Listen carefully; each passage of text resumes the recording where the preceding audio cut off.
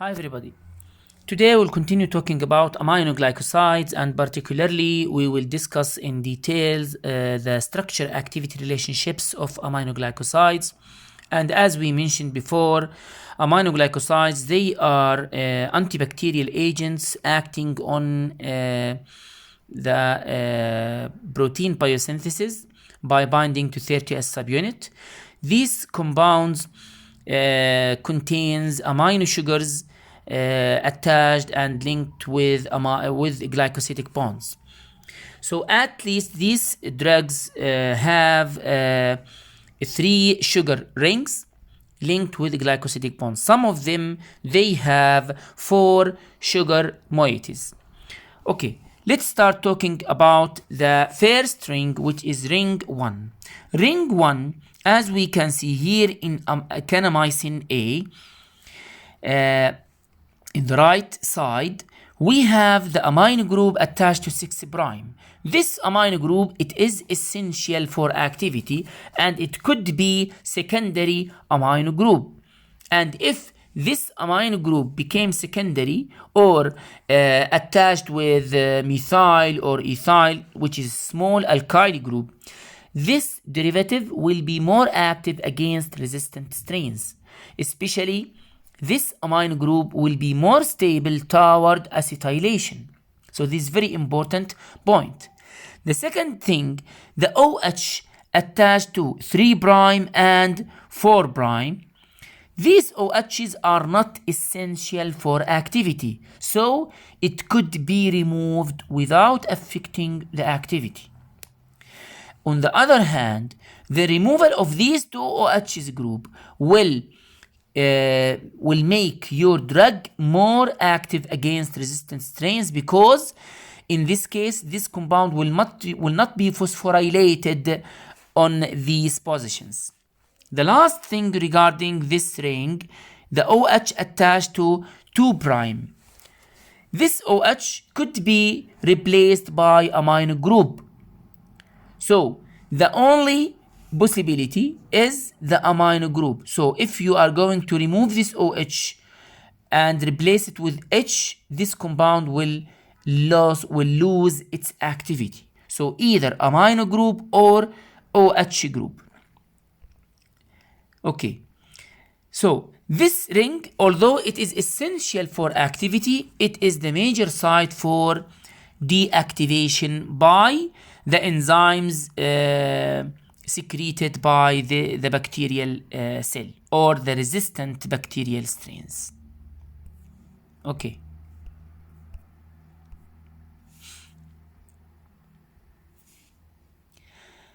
Regarding ring 2, it is or it cannot accept so many modifications. So in most of aminoglycosides, it retains the major substituents found, for example, in kanamycin A.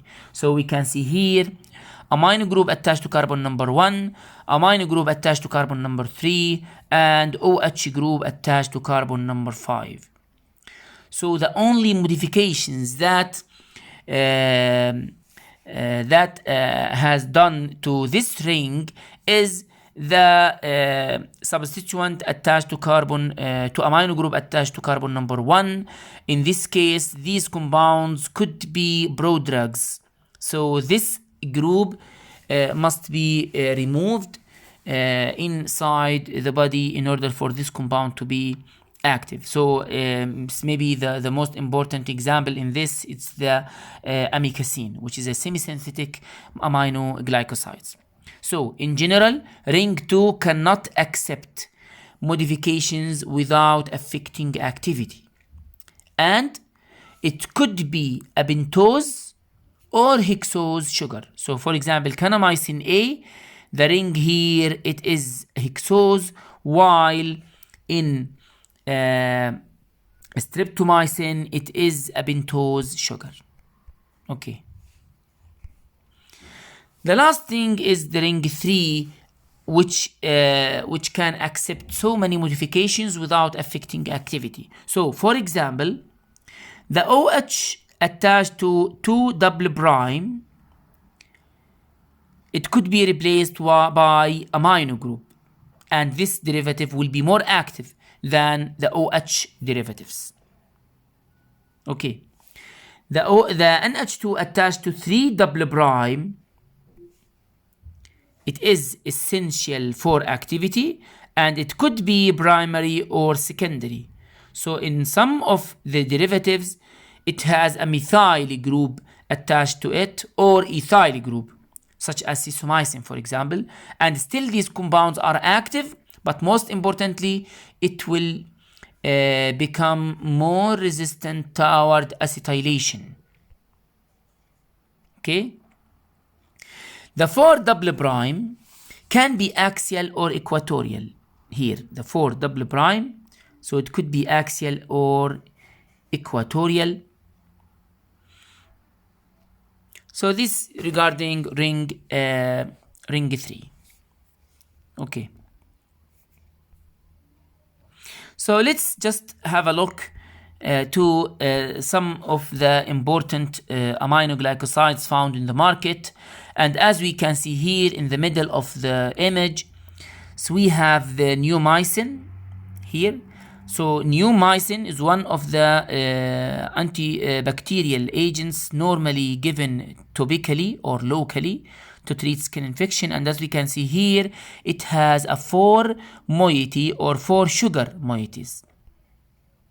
While most of the aminoglycosides, they have 3 sugar moieties, such as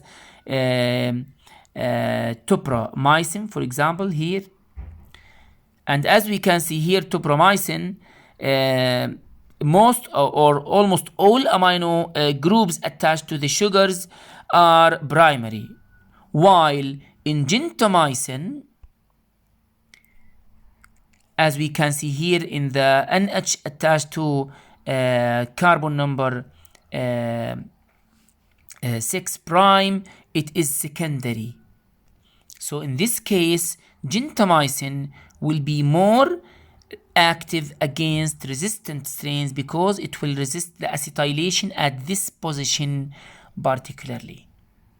Okay, while the rest of the amino groups, especially on ring 2, it still they are primary. So still these amino groups could be acetylated, but in general it is more active against resistant strains.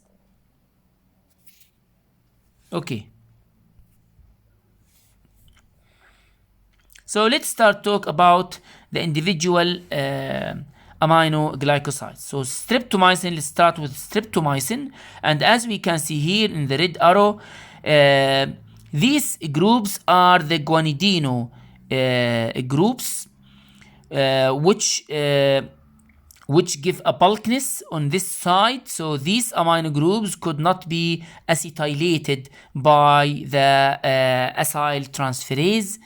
Another important issue regarding the aminoglycosides and the amino group attached to 3 double prime, as we can see here, it is secondary, and this is important in order for this compound to be more active against the resistant strains. And the last thing, that streptomycin, it is highly active against Mycobacterium tuberculosis, and it is one of the first line therapy to treat Mycobacterium tuberculosis. Okay, but unfortunately bacterial resistance is rapidly acquired. Because of that, it has very limited uses nowadays and replaced by the most active derivatives from this group. Okay, in neomycin, it has a 4 sugar moieties. One of them is a normal pentose sugar. It is normally administered locally, so we can see neomycin in so many skin preparations, and in some cases we can see it in some substitutes to treat vaginitis. It is less toxic than streptomycin. It has a better spectrum of activity compared to streptomycin. Still, this compound have primary amino groups, so it could be acetylated by acyl transferase. Although it has primary amines, it is more active against resistant strains compared to streptomycin. Okay. Regarding baromomycin, it is another important aminoglycosides with a 4 sugar moieties, as we can see here, and one of them is a pentose sugar. Again, baromomycin, it is a very powerful antibacterial agent, exactly the same as neomycin and streptomycin, and it is normally given locally to treat GIT infections. Regarding kanamycin, A, B, and C, as we can see here, all these aminoglycosides, they have 3 hexoses, and all of them are amino sugars, and they only differ in the substitutions in ring 2. But most of them, they are highly effective against gram-negative pathogens, but they don't have any activity against Pseudomonas aeruginosa. Still, they could be used against Mycobacterium tuberculosis. Okay. From kanamycin, we have prepared a semi-synthetic aminoglycosides, which is amikacin, and as we can see here, the amino group attached to carbon number 1 of ring 2, we have what is called the HABA, which is a hydroxy amino butyryl amide. This group has increased the stability toward acetylation on the amino group attached to carbon number 1. So amikacin is more active against kanamycin A on the resistant strains. So amikacin resists most of aminoglycosides deactivating enzymes, especially that are affecting gentamicin and topramycin. Still, it is sensitive toward acetylation on 6' NH2, on 3' OH, and on 4' OH. Okay, regarding gentamicin, and as we can see here, the NH2 attached to 6', so we have a CH3. And I just want to talk about this CH3 in particular, because this CH3 has improved the stability toward acetylation on 6' and H2. This CH3, we call it a metabolic blocker.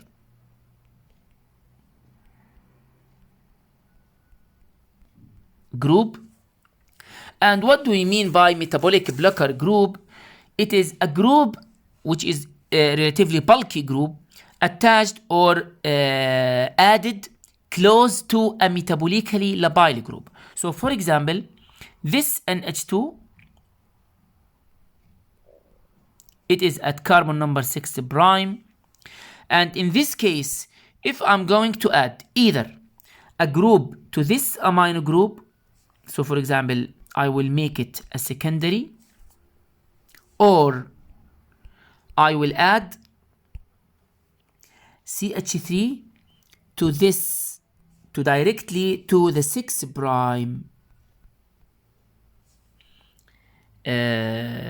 carbon atom. This CH3 will protect amino group from being acetylated. So this is what's called a metabolic blocker, and it is a common procedure used by medicinal chemists to protect metabolically essential essential group. So to protect an essential group, which is at the same time it is a metabolically labile group, I will not be able to modify this group. بهاي الحالة I will add a metabolic blocker group close to this group, just to protect this group from being metabolized. Okay, and the same story we can say regarding the NH2 attached to 3 double prime, and here it is secondary. So in this case, this group also, it will resist the acetylation on this side. The last thing regarding gentamicin, gentamicin, it could be used topically or parenterally. So it is found in the market as a parenteral intramuscular and intravenous injection. At the same time, it is widely used as topical eye drops and topical eye ointment to treat conjunctivitis. Okay, tobramycin, it's another compound and it's closely related in structure to gentamicin. It is normally used orally and just for topical or local GIT infections. So it's not highly used administered aminoglycosides, and it is more active against Pseudomonas compared to gentamicin. Okay. Regarding sesomycin, it is one of the compounds isolated from micromonospora, exactly just like gentamicin, and it's closely similar to gentamicin in structure, but sesomycin, as we can see here,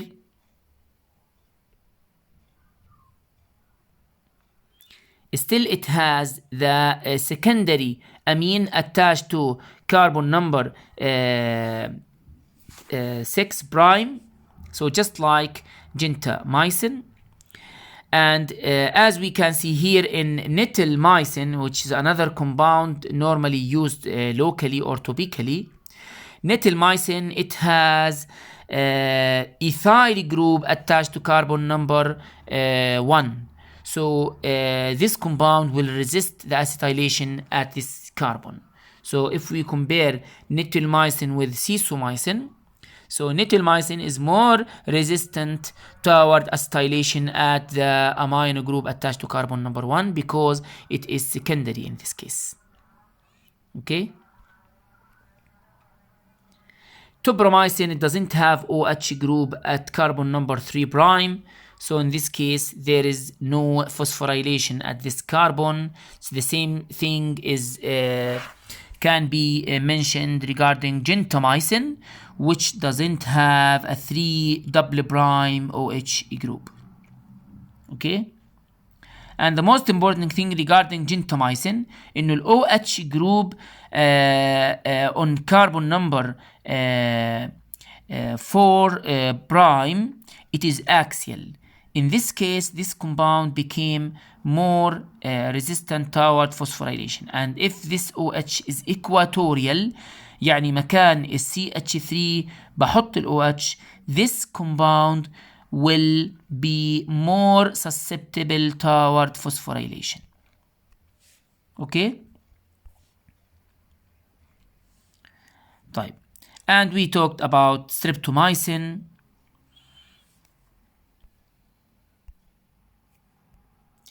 So, in general, aminoglycosides هم من المركبات اللي relatively metabolically unstable, especially toward the deactivating enzymes.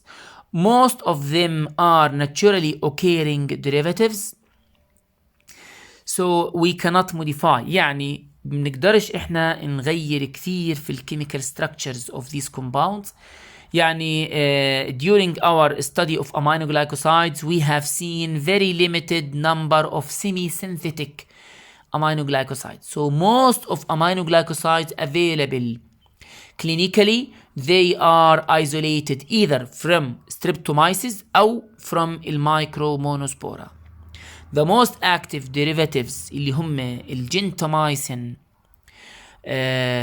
derivatives التوبرومايسين and amikacin. Still in some cases we still use streptomycin to treat tuberculosis والبارومومايسين كمان